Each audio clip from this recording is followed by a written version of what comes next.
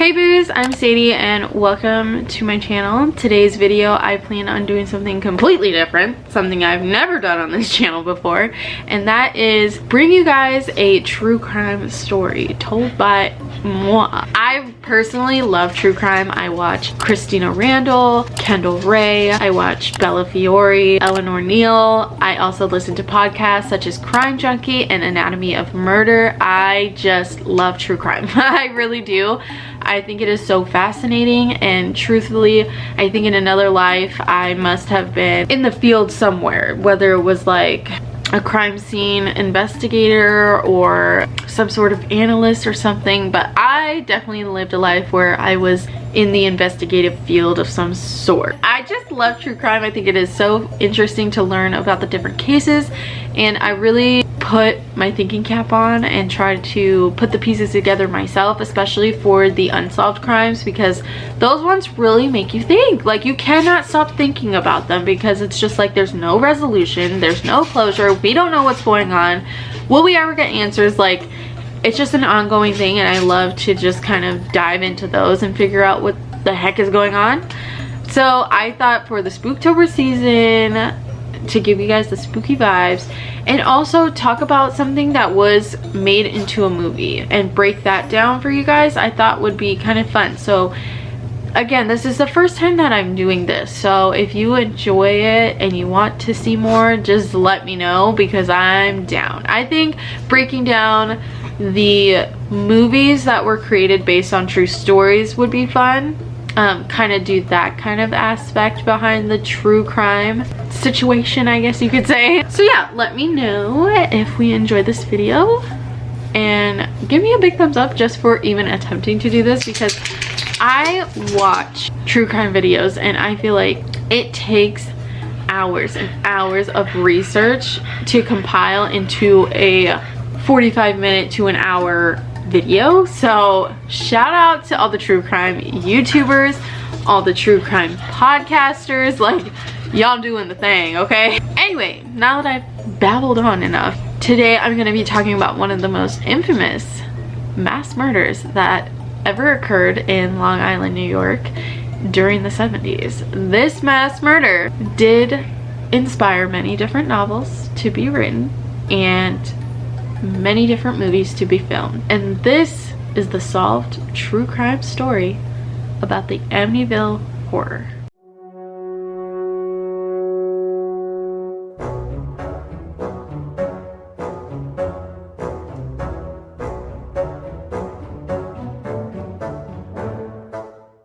I would like to provide a disclaimer that this is just information I've found on the internet doing my own research, and I'm just putting it all into a video for you guys for entertainment purposes, maybe some educational purposes as well, but I recommend looking into this on your own, forming your own opinions, and doing your own research on it. I would also like to provide a trigger warning now that we will be discussing topics such as physical and substance abuse as well as guns. And if you feel any discomfort at me naming those three things, then I recommend closing this video out, and I will see you in the next upload.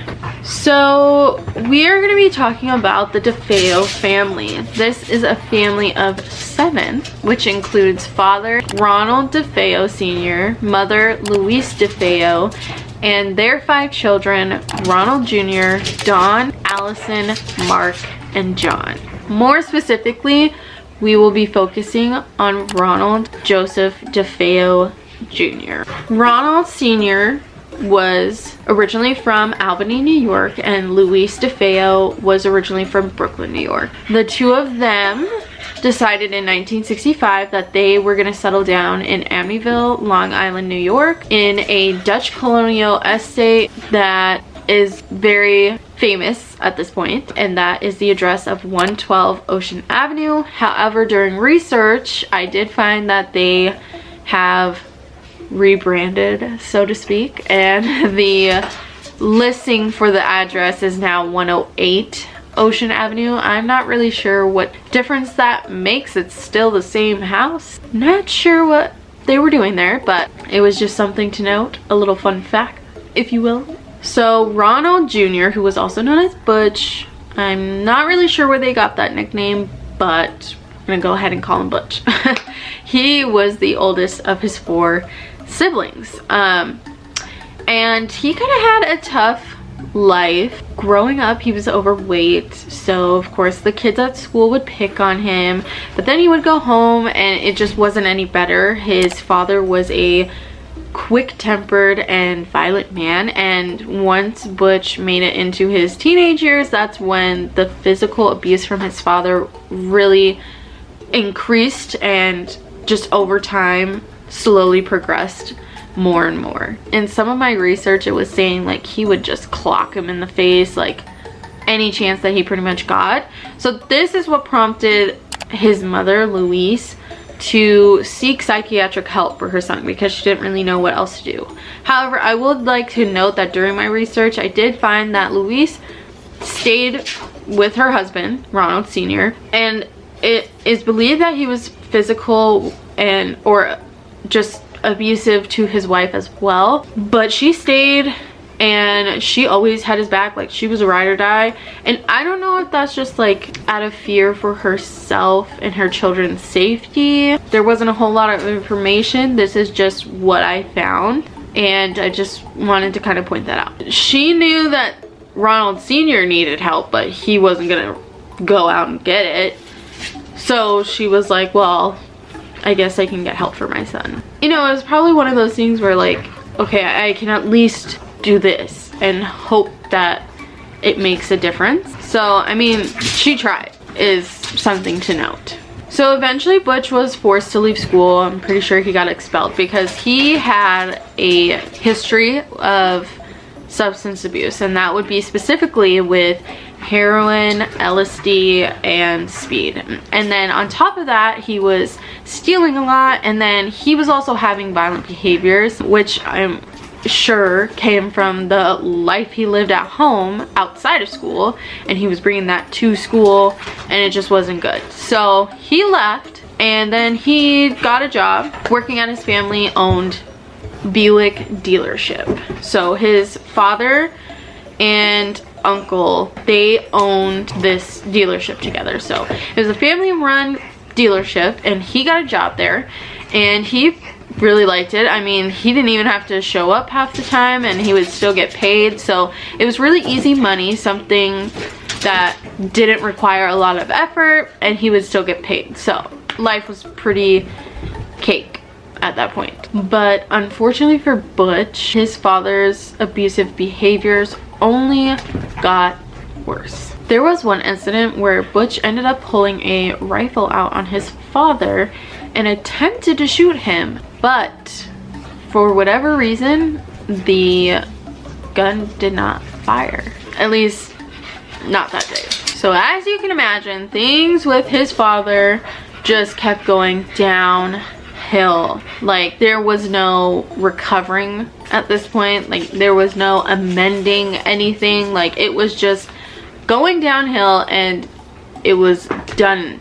It was done for. Their relationship was completely severed. So with that being said, this is when Butch decided to arrange to have his father robbed. So it was gonna be him and a friend, an accomplice, that he would later split the money with. So from my research, it sounds like it did happen. He got questioned by police, and he was like, nah, I didn't do that, type of situation. And I don't think anything really came about it. I didn't find any reporting on him ever getting arrested for this, or having to do community service for this, or anything of that sort. So not really sure what ended up happening there. But anyway, this actually happened 2 weeks before the massacre. And like I said, he did not cooperate with police. He was like, no, wasn't me, no idea what you're talking about. And this prompted his father to tell Butch, and I quote, "You've got the devil on your back." And this is when Butch responded with, quote, "You fat prick, I'll kill you." So this brings us to November 13th, 1974. In the early morning hours, all but one DeFeo was murdered. Ronald DeFeo Jr., who was 23 at the time, took a .35 caliber rifle, and at around 3 a.m. he fatally shot his parents, Ronald Sr., who was 44 at the time, and Luis DeFeo, who was 43. His parents were shot twice, which I thought was interesting because his siblings were killed with a singular shot. And I'm not really sure where they were shot. I couldn't really find that much detailed information on it. I just think it was interesting that his parents were shot twice while his siblings were all shot once. Anyway, so his sister Dawn was 18 at the time. Allison was 13, Mark was 12, and John was only 9 years old. It is said that Ronald Jr. killed his parents first and then his siblings, all of which were lying face down in their beds. And we'll kind of talk about that a little bit more because I have questions. According to physical evidence found at the crime scene, it is suggested that Luis and Allison were actually awake when they were gunned down, which I also find interesting if that is true, you know, because we just talked about how everyone was lying face down in their beds. I don't know. I mean, I guess he could have moved their bodies to the beds afterwards if they were not already in them. I don't know. Anyway, we'll just continue because, like I said, I have lots of questions. And again, I don't know what evidence is this physical evidence that they have to suggest that in the first place. But I mean, that's pretty sad if that is true. So originally, this is what happened. Ronald Jr., sorry, I'm calling him Ronald Jr. now because his family is deceased at this point. So there's only one Ronald anymore. And so I may call him Ronald Jr. or Jr. Y'all know who I'm talking about. Anyway, Ronald Jr. was originally taken into police custody because his original story that a hitman named Louis Fellini. Can I help you? Sorry, she is wildin' tonight. So I apologize for all the background noise she's been making. I don't know what happened. She literally was sleeping 2 seconds ago and like before I started filming, and now she's just full of energy. So let's carry on. Anyway, so yeah, he said Louis was this hitman and he took out my family and I am scared for my life. So please, like, help keep me safe because I am fearful that he's gonna come back for me. But as you can figure, Louis was ruled out as a suspect because they did check into his alibi and it checked out, and he wasn't even in the, I think they said he wasn't even in the country the night of the murders, let alone in that city. So it could not have been him. So before we get into the custody situation, the trial, all of that, let's just talk about how Ronald Jr.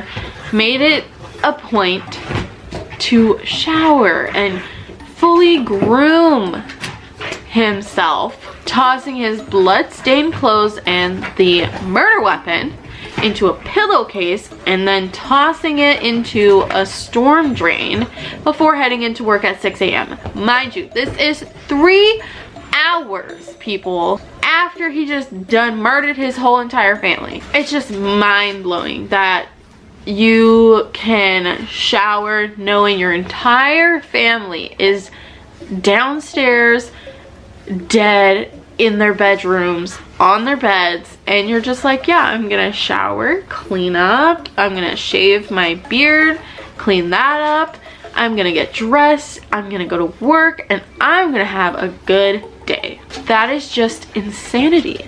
Like, you definitely are a scary individual if you can just do that. So he gets to work, he makes several phone calls to his house, you know, because he's gotta cover his tracks, make it look like, oh, I'm just this worried brother slash son, you know, where the heck is my family? They're at home and not answering. So anyway, he's calling the house, no one's picking up, obviously, and he's like, that's weird, you know, still trying to play this role. And honestly, this doesn't even make sense. Like, you work with your dad, so you leaving at 6 a.m., he would be leaving at 6 a.m. Obviously, when y'all ain't leaving at the same time to go to work, you would already be alerted that something was an issue. And I don't know if during police questioning that was something that they brought up, like, you and your dad work at the same dealership, like it's family owned, and you know, they probably carpooled to freaking work together. Wouldn't you have noticed when you got up to get ready for work and your dad wasn't, that, you know, there was a problem? But like I said, I just have a lot of questions, so we'll just carry on. So he calls his girlfriend, and her name is Sherry Klein. She is 19 years old at this time. By the time his lunch break rolls around, he heads on over to Sherry's. He tries calling his house again, and no one is picking up, and he knows for a fact, like, he's telling everyone, like, I know that they're at home, but they're not answering the phone, like something is up, but I don't know what. But then here's the kicker, because, you know, he's trying to make all these calls and he's so concerned, but this man literally spends the rest of his day, he's hanging out with friends, he's drinking, and then he goes and shoots up heroin. Like, you're so concerned, right? So by the time he is ready to go home, this is when he shockingly discovers that his entire family has been murdered. Who would have guessed that that is what he would say? The police, however, saw through all his lies, especially when rounds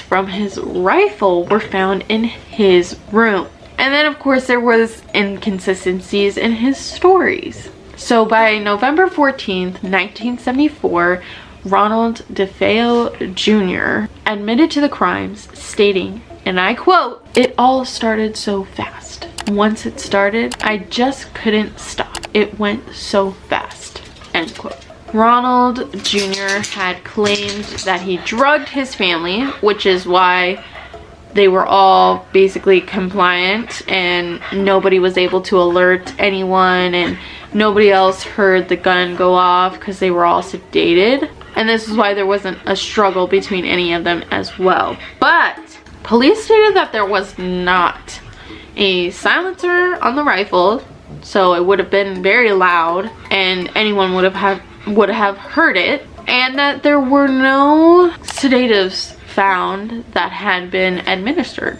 So, I mean, even if that is true, I mean, obviously it's true.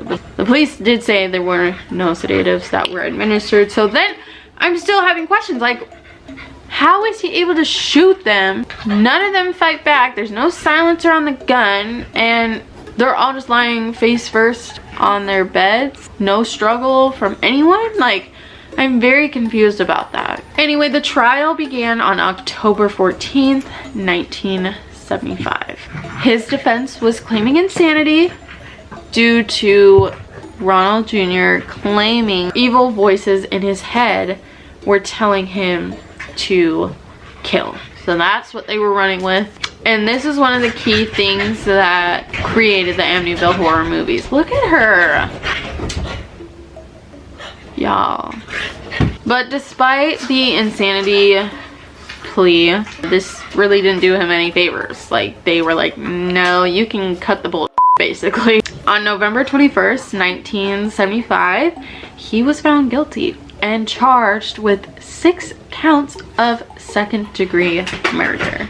Judge Thomas Stark then sentenced him on December 4th, 1975 to 6 sentences of 25 to life, stating that his crimes were, quote, the most heinous murders committed in Suffolk County, I'm sorry if I butchered that, since its founding, end quote. So Ronald Jr. was locked away, where he spent the rest of his life in prison in a Fallsburg, New York correctional facility. His appeals all have been denied, leading up to his death, which just occurred last year on March 12th. So March 12th, 2021, at the age of 69, Ronald Joseph DeFeo Jr. passed away, and the official cause of death has never been released to the public, so I'm not sure if it was old age, maybe he had cancer, did he kill himself? I mean, you've already lived 69 years after, you know, like, well, not after killing your family, but you know, you've lived all these years after murdering your entire family. I feel like at 69, like, now you decide to kill yourself, so I feel like that is not a reasonable cause of death for him. But maybe it was just old age and he just was really not doing well, or he had cancer, who knows, because they never released that information. But I'm very curious to know because it's interesting. So there are many controversies over Ronald Jr.'s confession because he has given several different claims over the years. Who would have guessed? In an interview in Newsday, he claimed that his sister Dawn was the one who killed their father. And then in a fit of distraught, his mother ended up killing Dawn and the rest of her children. That one really just doesn't make any sort of sense. I don't know where he thought he was going with that one, but it was stupid to say, in my opinion. Anyway, but so Dawn kills the dad, the mom kills Dawn and the other kids, so that left Ronald Jr., who was like, it's either me or her, and then killed his mother because of what she did. And he didn't want to die because it was basically he had to kill her before she killed him. But in another version, Ronald Jr. claims that Dawn was, you know, the mastermind who killed their parents and their siblings along with the help of an unidentified assailant. In this version of events, he claimed that the only person he killed was Dawn. And this was by accident, of course, because they were fighting over the rifle and then it suddenly went off. That one still makes no sense, but okay. I mean, there were claims that Dawn wanted to run away with her boyfriend and she was in on the plan, and then last minute he being Ronald Jr. switched up and then ended up killing Dawn. And it gets me thinking, because was there a second person? I'm not saying it was Dawn, but maybe there was. Like, what about his girlfriend? Was his girlfriend in on it? Who knows? I mean, he's been married a couple times over the years, so, you know, maybe Sherry's not a ride or die. It does seem plausible that there could have been a second person helping, because how do you just knock out 6 people with no sedatives and no silencer on the gun, and you didn't have a single struggle with any of them? Like, it's very interesting. And I mean, if he does have an accomplice, he rode till death for that person, because he never named anyone other than Dawn, and Dawn is dead, so we don't get a story. We don't get her side of the story.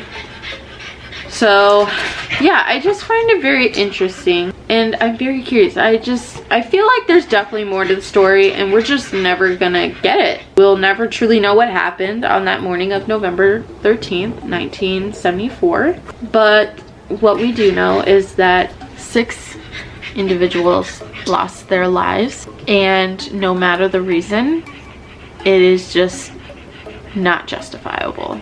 The DeFeo family are buried together at the St. Charles Resurrection Cemeteries in East Farmingdale, New York. And as for Ronald Jr., he was cremated from the sources that I found online. What happened with his remains, I am not sure. It did not say, like, did a living relative take it? Maybe an ex-wife? Like, it just doesn't say, and maybe no one got his remains. That's a possibility. At this point, I'm really not sure what happened to his remains. This is all I have for today's video. What do you think is the real story behind this massacre? Do you think Butch was really hearing evil spirits in his head? Do you think he had an accomplice? Was it Dawn? Was it someone else? Do you think Butch committed this crime in a fit of rage and hatred for his father. I'm interested to hear your thoughts, but this is, like I said, the first time I'm covering a true crime story, specifically honed in on the horror films based on true stories, kind of that breakdown aspect of the true crime realm. And I would love to have your feedback because, I mean, I can only progress, right? Well, I mean, technically, I guess I could not do very well at this, but hopefully the goal is always to progress, so hopefully that's what happens. So if you guys are interested in seeing more videos like this, if you would like breakdowns of horror films that are based on true stories, let me know down below in the comments. I would be happy to do more of these. I think it is so fun. I had a lot of fun researching. It did take a really long time, so for the true crime YouTubers that do this weekly, girl, I would need a whole team to help me because it's just a lot of research, and to be pumping out videos every week like this, ma'am, yeah, no, I'm not doing all that research by myself. But you know, a video here and there while I'm dabbling into it, I'm happy to give it a try. I mean, I really did try to cover this case as best as I could. I really hope that you guys enjoyed the video, and if you did, give it a big thumbs up and hit the subscribe button as well as the notification bell so that you are the first notified whenever I upload a brand new video. And with that being said, this is all that I have for today's video, and I will see you in the next 3 days. I know that my upload schedule with the top 10 horror film recommendation video, with that coming out late, it really set me back, and I've been uploading a day late, so I apologize, but I am still trying to pump them out and stay on track. I mean, we only have a few days left of Spooktober, but I still want to like finish out strong for you guys. So let me know if you have any suggestions for these last couple of days that we have of Spooktober. I would love to hear them. And with that being said, I will see you guys very soon.